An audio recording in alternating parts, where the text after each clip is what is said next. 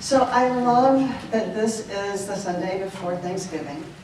I can feel the gratitude in this room. I can feel the energy of like, but I wanted to say something, and I wanted to speak something, and I want people to know this. So what I'm going to do right now is we're just going to continue that space of gratitude for however it shows up within you, and I'm going to play.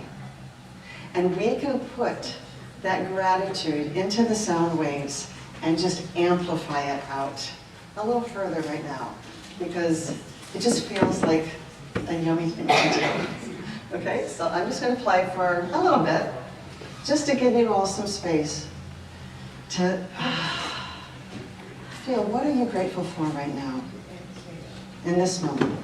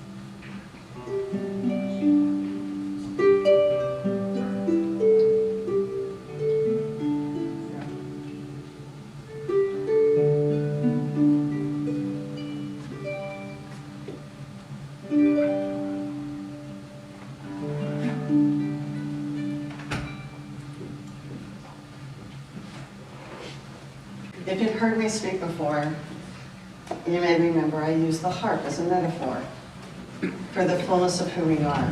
Because today we're talking about our fullness. And I would imagine that so much of our gratitude comes within this range, and not necessarily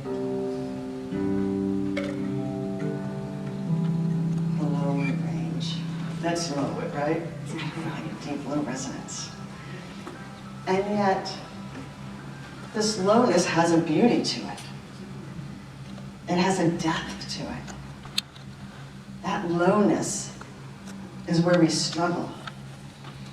That lowness is where we are challenged and we're stretched and we step into the unknown and we don't know how or why or when we're going to move through that. But we keep stepping, and we keep living, and we keep learning. So, one of my phrases is loving life, all of it. And this is part of the all of it. So in preparation for today, I went back and I found some of the writings and some of the songs and lyrics that I had written. And I want to share a couple with you today. This first one is called All Things Are One. And I wrote it on September 16th, 2002. I know it's a long time. So to give you a little background, about 30 years ago, I was driving home from my home in Godfrey, from my parents' house, and I was on 367. And all of a sudden I hear and I see, awaken to yourself. And I had this vision of like this sunrise and these crowns of light, and just awaken to yourself. And that's kind of been my theme. Like I said, I'm an adventurer, I'm a treasure hunter. I want to discover as much as I can about myself. Because life is very full, and we are very full. So 2002 was a year of a lot of things were coming through. And so these lyrics And then I'm going to read the lyrics, and then I'm going to play the melody. And that way you can kind of sink into it. All things are one. Life is a never-ending circle of changes. My life is connected to it all through you. Sunlight and starlight, above and within us, all things are one. See the mountains, smell the flowers, hear the oceans and the deserts too.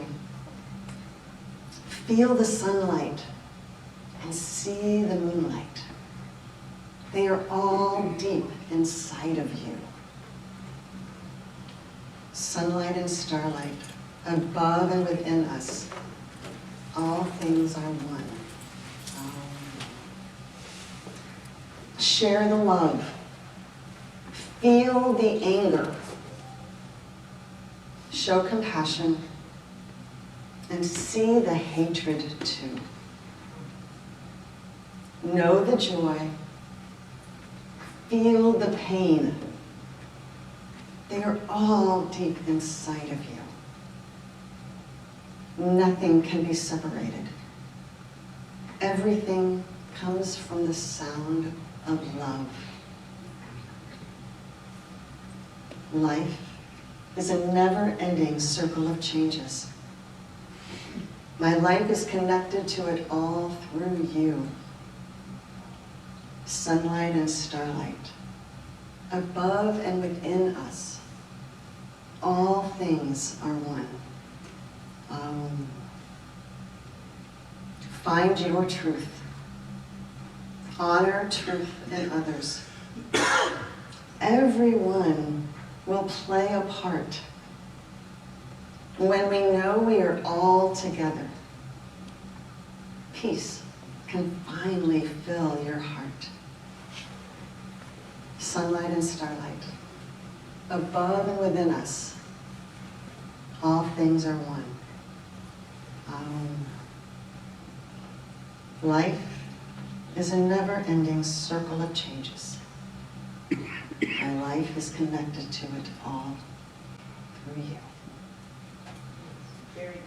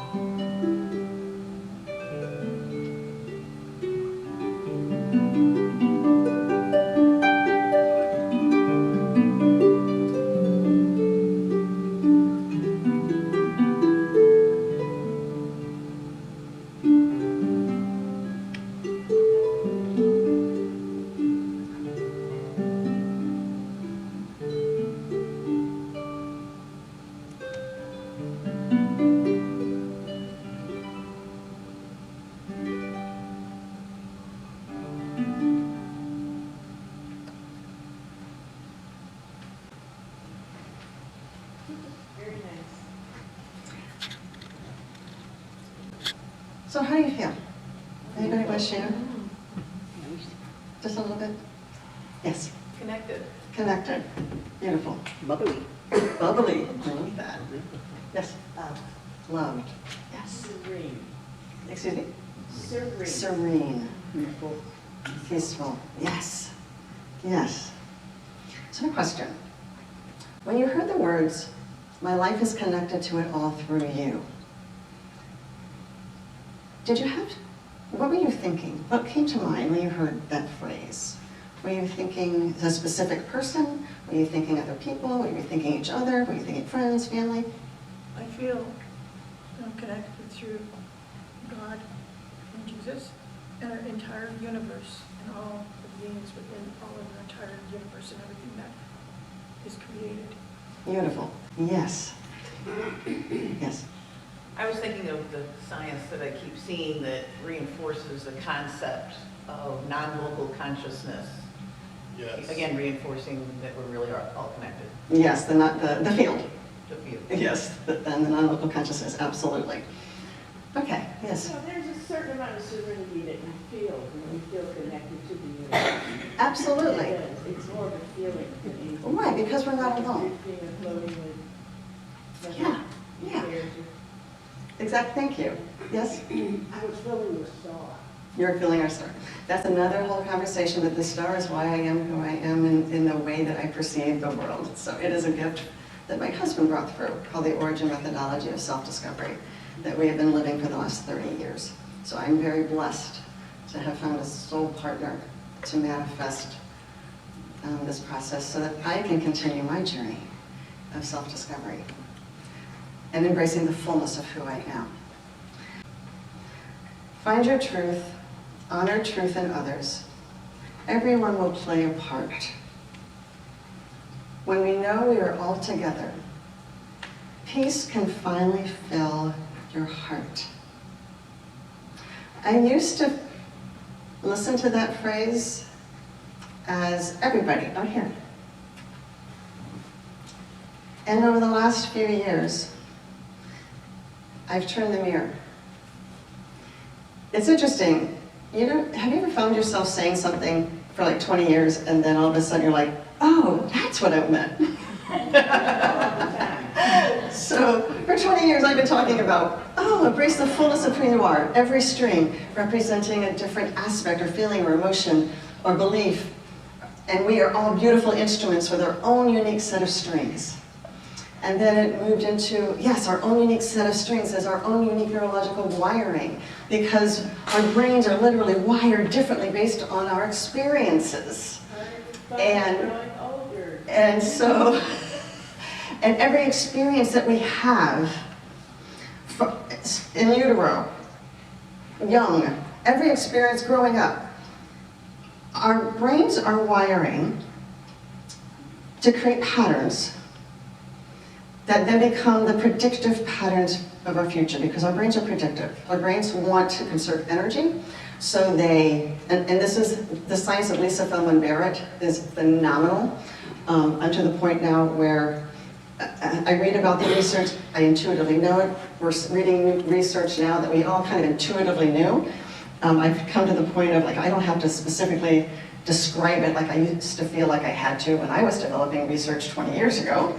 That was that part of me that had to know and had to be able to explain it so everybody else knew as well. Right now, I'm just saying, it's out there. But it's fascinating because our brains create these neural networks, and as we're growing up, and we find ourselves in these experiences when we're young, and sometimes situations happen where whatever environment we're in, we don't feel safe, we don't feel protected, we don't feel supported, and then somehow we get through it. And how do we get through it? And what I'm just loving is this expanded perspective of parts. Instead of strings, we have all these strings. We have all of these different aspects of ourselves. Like that part of me that wanted to write everything down before I came today, because I wanted to have it down. And then the other part of me that said, just go with the flow. Right? We all have these parts, right? And it's not like it's a multiple personality. It's not a disorder. It is a natural human experience. And these parts come up, and they help us get through stuff. They help us get through hard times. And if our need isn't being met, then a part of us steps in and says, I'll do that part. I'll do the best I can with the skills that I have right now, at the age that I am right now. And I'll just do it for you because I love you and I want to keep you alive. And nobody else is doing it, so that's my job. And she just keeps going, or he just keeps doing it, and keeps doing it, and keeps doing it, and keeps doing it. And then we have like this whole community of parts inside of us that are just doing their jobs because they came forth at a time in our lives when we needed them. And we didn't know that we needed them. They just popped up and said, I'll take over, I'll help you. So at the core of every one of these parts is a desire to keep us alive, to keep us safe, to love us. And they're doing the best they can. And so, last month, a couple months ago, I decided to take a parts certificate workshop. Because I love it. It's something I intuitively know and I resonate with, but this lens is a little bit different than my harp string lens. Because these parts are like fully personified. And so during one of the classes, she was talking about how to talk with children about their different parts, to help them identify them. And she said, sometimes little figurines help. And I'm like, oh my gosh, yes. Stop the video, Amazon, children's figurines. And I found 2 sets of figurines that are precious. And so I have a table of them set up in my living room. You can just pass this around if you want to look at them. And I've taken close-ups of them. So then, I'm like, I get them and I'm so excited. They're so cute. And I put them out on my mirror on the dining room table. So then I'm taking a walk. And I hear, because within the parts work, there's like the centered self. There's that part of us that is our essence. It is our soul self. It is that divine spark and energy that is here in physical form, living, learning, loving, and remembering. That we are one within and around us. That's another one of my little journal gifts. And I remember being gifted this beautiful little angel. And you'll see her in the middle. And it's an angel with a heart. And I'm like, that is my soul self. I'm putting her right in the middle. Because she's the one that can recognize and see the different parts. Because being human, isn't that what we want? We want to be seen, heard, loved, understood. Right? As a human being. Well, all of these little parts want that too. And so what I found during this time, I was getting really agitated. Because life is full. And I'm not always really nice. I've embraced my little witchy piece. So I created a parts pouch. You know, we had the medicine bags, and so I have a parts pouch. And so I brought some of my parts that are so fun, because one of the very first parts that I recognized, because I was feeling overwhelmed with a lot of responsibilities, and it's like this little crab, and he's like, I don't know how. I don't know how to do all this. I just don't know how to do it. And he's so cute. And what I love about these parts is that they have little bitty eyes. And they're young. They're little. And I go to the table and I'm like, okay, who wants to be seen today? And I pick them up. And when I can see it, I can recognize it, I can feel the overwhelm. I can feel the desire to take care of everything, of being responsible, of being afraid that if I don't take care of everything, somebody's going to get hurt or somebody's going to die. Because I have to do it. But I don't know how. And so when I can recognize that part of me, and I can say, I see you, and it's okay. And that part of me that's recognizing this little one is the loving self, my angel girl, that sits right in the middle. And she's saying, and I take my parts and I put them in my pocket, they are together. Like, I see you. I love you, and thank you for all the times you have been taking care of me and trying to do things. And then I found, this is a little sea with a lot of little fins. And this is my doer. This is like, I gotta get everything done. I just gotta get everything done. I can't sit down. I gotta get everything done. And she's swimming around and she's trying to do everything. And I'm like, oh, okay, I see you. Now I know why I'm exhausted. Because these parts come up, it's natural. And they're part of our nervous system. They're part of how we're neurologically wired. Because when we are in a similar experience, vibrationally, that we have been in before, our brains say, oh, the last time I heard this energy, these vibrations, this interoceptive signaling, this is what I did, this is what I felt, this is what I said, these are my actions I took. And it predicts what we do. And that's how patterns continue unconsciously until we become aware of them. And that's how we become aware of them. And then I had another, one day I was like, I am so tired of taking care of people. Anybody feel like that? If you're a parent, I am so tired of taking care of people. Oh my gosh, I'm exhausted. Where's me? And so this, okay, so this whole process of developing my part things, it was a process. So I got the parts first. I got 2 little packets. And then I found my angel girl. And then I was walking and I'm like, oh, wait a minute, it's Halloween. I can get Halloween parts.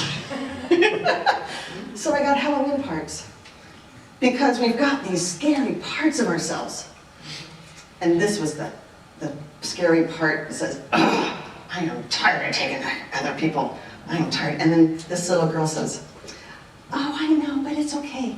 As long as you take care of yourself too, then we'll be okay. And so these parts became friends, and they were seen.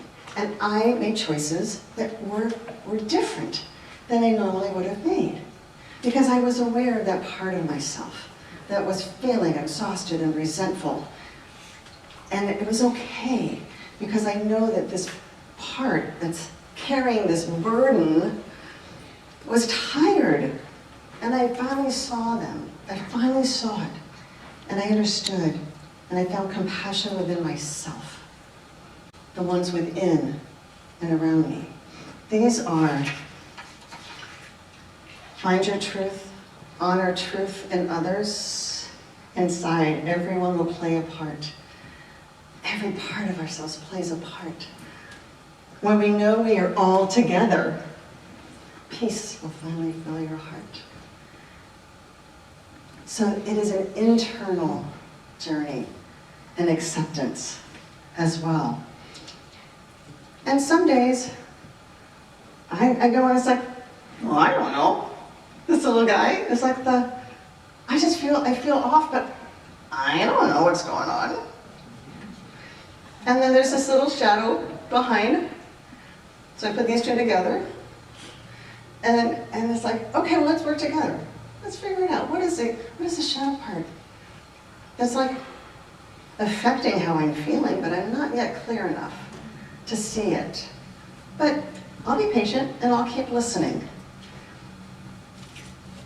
And so that's been my journey the last few months, is finding the compassion within myself, seeing all the parts, and appreciation for them, yes, and gratitude. And so when Lena called me to say, would you like to speak close to Thanksgiving? And I knew that this was part of the conversation, and I'm like, yes, because I wrote, I listened for this poem to come through, and I wrote it, or it came through on November 26, 2005, 20 years ago, in gratitude for Thanksgiving. That's what I said. And it's called Another Part of Me.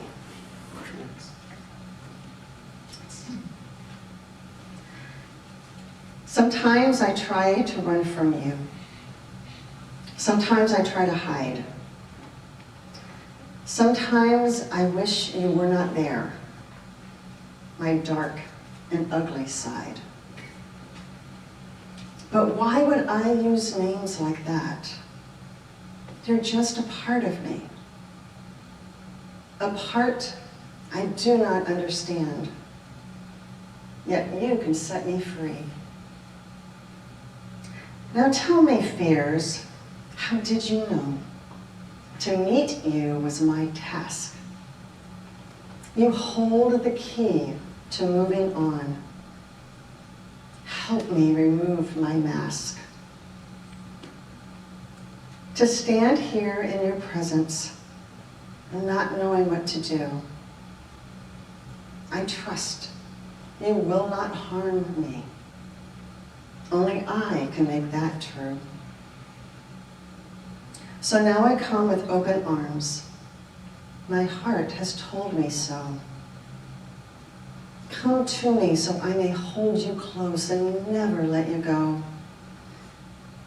You are a special part of me, a creation of my own. I see you, feel you, hear you now, and thank you from my soul. Be patient as I take you in. Be gentle as I learn to trust and listen to myself without questions at every turn. I thank you for the gifts you bring. I'm grateful you are here, embracing every part of me, my deep, dark doubt and fears. So sometimes we don't see what's right around us until we see, until we're ready, until we're willing, until we have the capacity. And it takes a lot of love. It takes patience. But it's worth it.